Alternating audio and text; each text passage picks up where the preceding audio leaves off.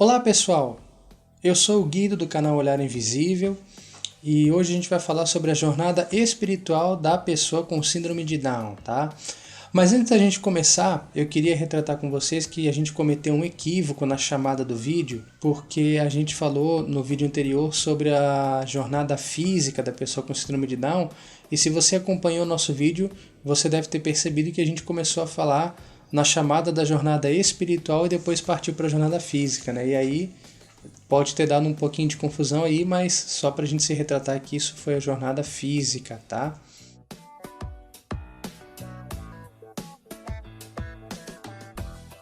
Então agora, pessoal, dando continuidade então à nossa sequência de vídeos propriamente dita, falando agora sobre a jornada espiritual da pessoa com síndrome de Down, a gente pode perceber que a pessoa com síndrome de Down, né, assim como outras demais deficiências, ela está muito sujeita a alguns tipos de estereótipos, né, que a gente pode ter.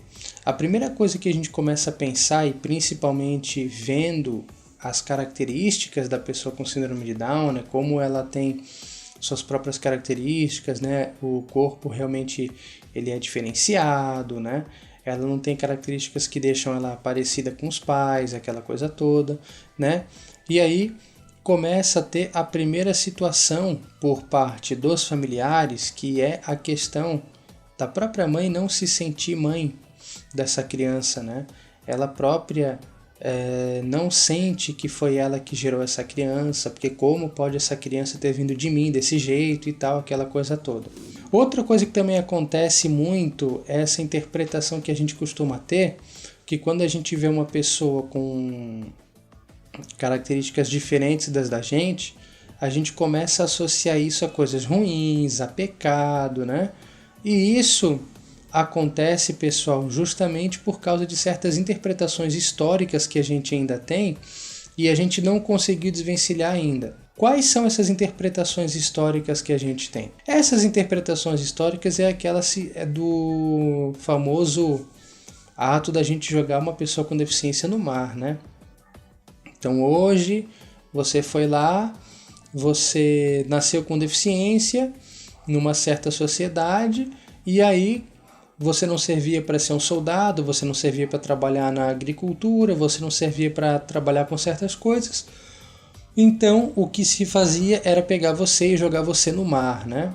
Outra coisa que acontecia também, se você se reportar à Idade Média, é que as pessoas com deficiência, elas eram tratadas praticamente da mesma forma que uma pessoa era tratada quando tinha lepra, né?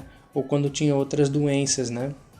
Então a questão na sociedade é que essas pessoas, né, eram tratadas como se fossem pecadores, porque mereceram nascer desse jeito, pelo pecado, ou porque pecaram antes de nascer, ou porque os familiares pecaram. Então, tudo gerava em torno de um certo condicionamento punitivo de Deus, né? Como se Deus estivesse punindo você por uma questão, por um pecado, né? Hoje, através do espiritismo e do espiritualismo, a gente sabe que certos tipos de deficiência que você pode viver pode acontecer de vários fatores, né? O primeiro fator realmente é a lei de causa e efeito, mas ele não é o pecado, tá? É aquilo que você acomete uma outra pessoa, se você mata uma outra pessoa, se você sofre uma guerra, se você durante um conflito armado você vai lá e atira na cabeça da pessoa, ou você faz alguma coisa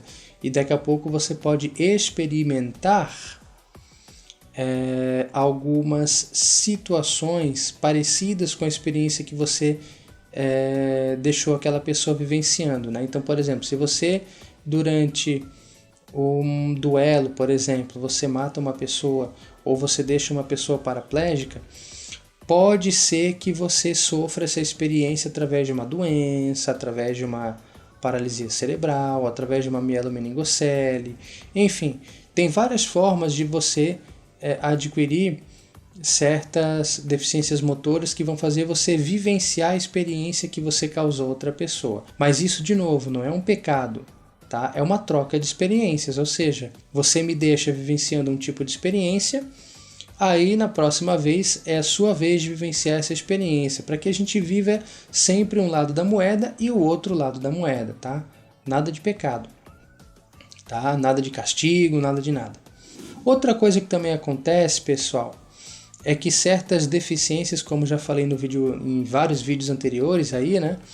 Que certos tipos de deficiência são para acelerar certos processos, ou seja, você pode nascer, por exemplo, com uma deficiência visual ou com uma deficiência auditiva, justamente para acelerar outros sentidos que nós chamamos de sentidos espirituais, da visão espiritual, da clareaudiência, de outras faculdades aí, mas que a deficiência ela poderia estar sendo um potencializador do desenvolvimento dessas faculdades, porque quando você não tem o sentido do corpo físico, você praticamente se obriga a despertar os sentidos espirituais para que você consiga usar esses sentidos para assistência, né? Usar essas faculdades para assistência, para auxílio ao próximo, conforme as leis divinas.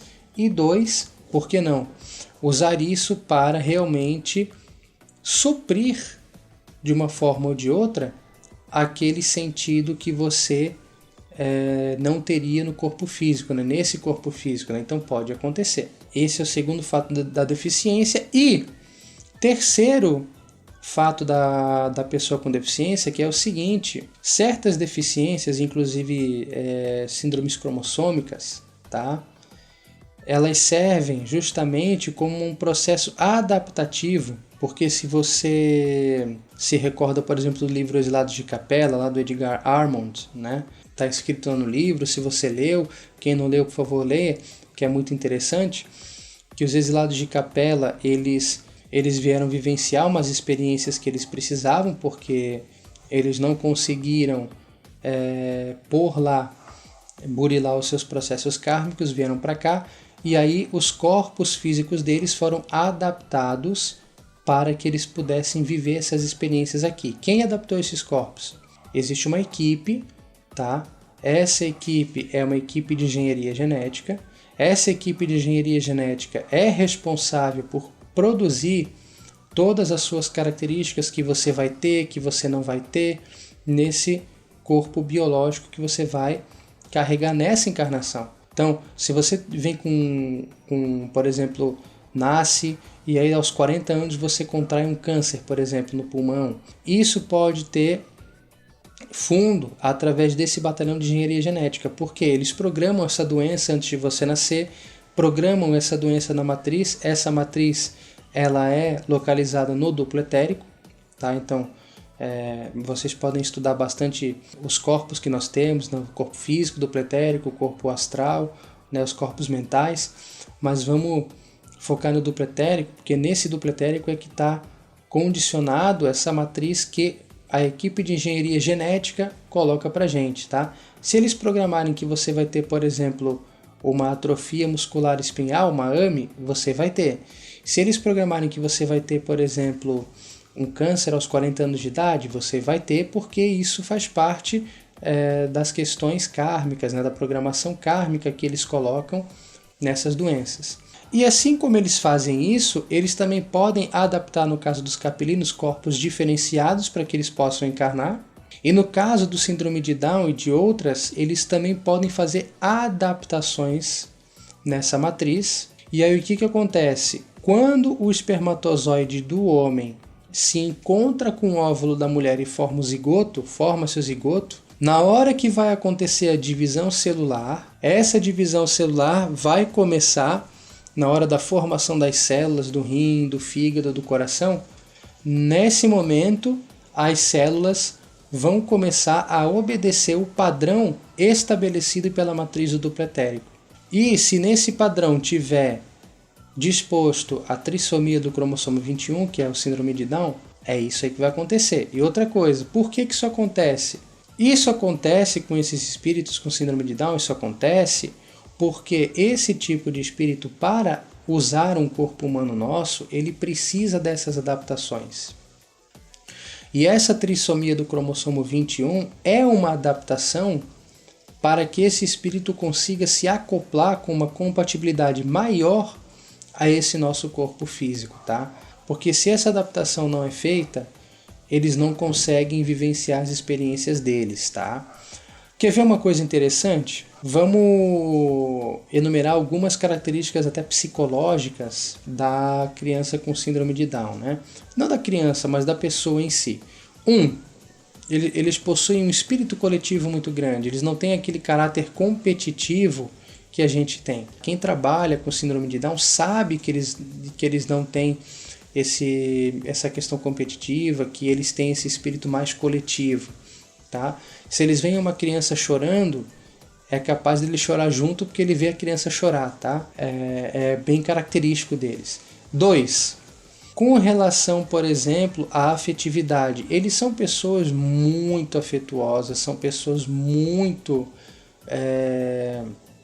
receptivas. Se eles puderem te abraçar, eles te abraçam. Se eles puderem te beijar, eles te beijam. Né? Justamente por conta desse excesso de afetividade que eles têm, né? E que na nossa sociedade isso é um pouco estranho, porque eles podem fazer isso com pessoas que são casadas e tal, né? E aí isso requer um pouco de acompanhamento e tal, né? Mas essa questão de viver em sociedade. Mas, tirando isso, são pessoas extremamente afetuosas. Você não vê, por exemplo, um síndrome de Down assassino. Pelo menos nós não temos no noticiário das páginas policiais uma pessoa que cometeu um crime tendo ela um síndrome de Down, né? Fora as características físicas, nós temos também a terceira característica aí, que eles adoram água. Você pega uma pessoa com síndrome de Down e bota essa pessoa com síndrome de Down numa piscina ou numa água do mar assim bem calminha, de Bahia, sabe? Para você tirar ele depois é um parto, porque eles amam, eles adoram água, eles não querem sair. Por eles passavam o dia todo na água, né? E por que isso acontece, pessoal? Isso acontece porque são espíritos que trazem essas vivências de alma mais grupal. Eles vieram para a Terra para viver certas experiências, mas só que eles não são oriundos da experiência terrestre. Eles vieram de um outro tipo de experiência, de um outro tipo de projeto, de vivência em outro tipo de mundo, aonde de lá eles trazem essas características. E para que esse tipo de espírito possa se manifestar, da mesma forma como que fizeram lá com os capelinos, fizeram as adaptações dos corpos deles e tal, para que eles pudessem nascer e vivenciar as coisas aqui, da mesma forma fizeram com o síndrome de Down. E para que essa adaptação fosse bem feita, fizeram essa trissomia. E eles vêm para cá e trazem consigo as suas características mais marcantes que eles possuem por lá. E você pode perceber que, em muitos casos, uma pessoa com síndrome de Down é estéril. Né? Não em todos os casos, mas em alguns casos eles são estéreis. Eles nascem e ficam estéreis. Por quê? Isso tem um motivo do ponto de vista espiritual, que é o seguinte: o que eles decidiram, esses espíritos, né, junto com o comando espiritual maior? Eles decidiram o seguinte: olha, a gente vive uma experiência, tá? Mas a gente vive essa experiência na Terra e volta para onde a gente veio. Por quê? Se nós nascemos com síndrome de Down e a gente começa a casar e a ter filhos, o risco da gente passar essa trissomia para outras consciências, para outros espíritos que iam encarnar, né? Para a gente poder passar essa genética para outros corpos, o risco é muito grande, tá? Porque essas adaptações são específicas para esse tipo de espírito. Então, se eles começam a casar o tempo todo e começam a ter filhos o tempo todo, por uma questão de hereditariedade, a chance deles passarem esse gene para outras pessoas que não precisam dessa adaptabilidade, que poderia vir a ter alguns problemas com isso, as chances são grandes. Então o que acontece? Bom, casar, eles podem casar? Claro que podem casar, sem dúvida, como todos nós podemos. Mas essa questão de ter filhos, ficou um pouco controlada essa questão, justamente para conter essa questão da hereditariedade, porque só eles precisam dessa adaptação. Os outros não precisam. Então, como eles não precisam, eles vão ficar estéreis para que eles vivam essas experiências deles aqui na Terra com a gente, para que eles tenham os nossos aprendizados aqui conosco, e tanto eles aprendem com a gente quanto a gente aprende com eles, mas eles não vão fazer a transmissão genética deles para outras pessoas. Então é isso que eu tinha para mostrar para vocês, gente. Se vocês gostaram do vídeo, dê o seu like e ajude a gente a divulgar o nosso canal. E até o nosso próximo encontro. Muito obrigado!